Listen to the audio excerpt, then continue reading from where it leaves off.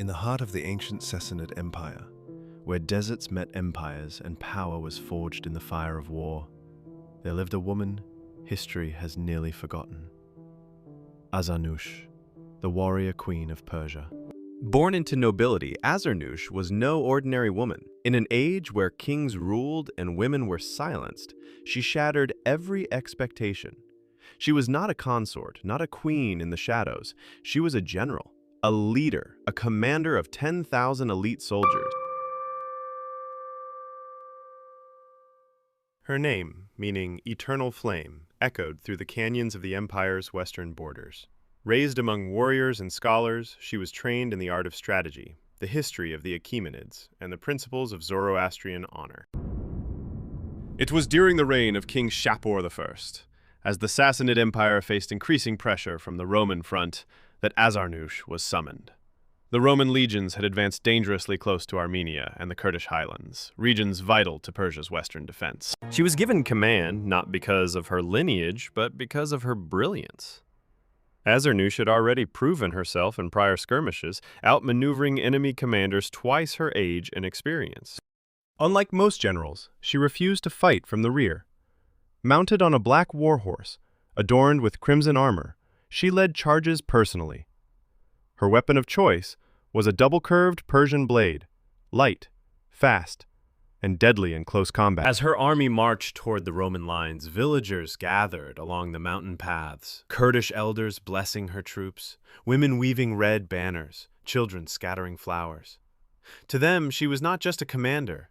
She was a symbol of hope, of defiance, of Persia's enduring spirit.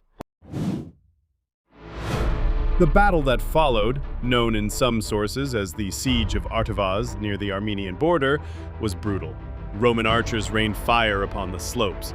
Their siege towers creaked and burned. Azarnoush, undeterred, used the terrain to her advantage.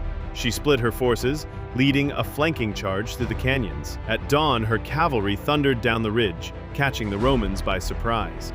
What followed was chaos, victory, and legend. But this victory came at a price.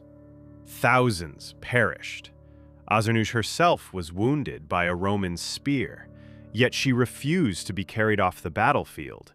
She fought until the final horn blew. After the battle, King Shapur I summoned her to Ctesiphon, the grand capital of the Sassanids.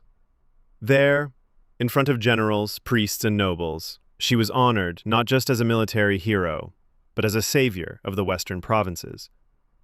Some say Shapur even offered her the royal sigil to command future campaigns.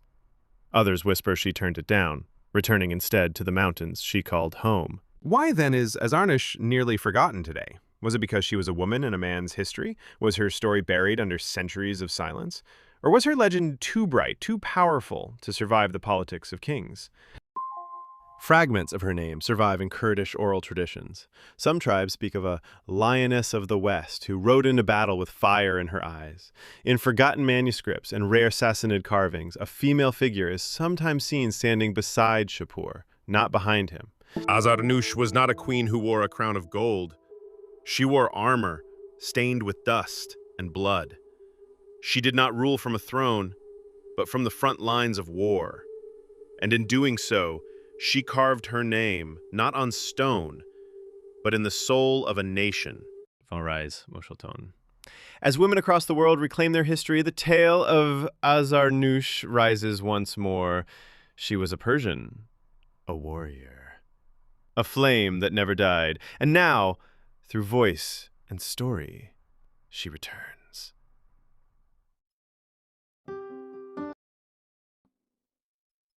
This is Persian Facts, where legends breathe. Subscribe now, drop a comment, keep history alive.